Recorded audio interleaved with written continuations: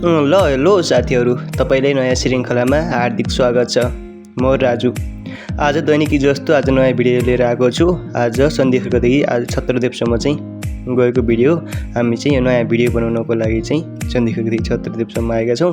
यो भिडियो चाहिँ अन्तिमसम्म हेरेर चाहिँ साथ दिनुहोला र कस्तो लाग्छ कृपया कमेन्ट चाहिँ गर्नुहोला।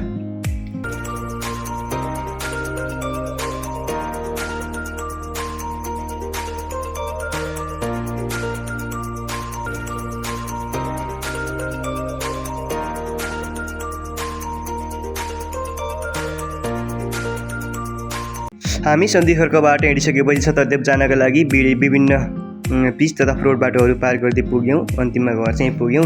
घरमा जाँदा चाहिँ दाइले चाहिँ यस्तरी खोरभित जस्तो बनाएर चाहिँ राखेको रहेछ। दाइको हल्का मानसिक सन्तुलन चाहिँ बिग्रिएको रहेछ।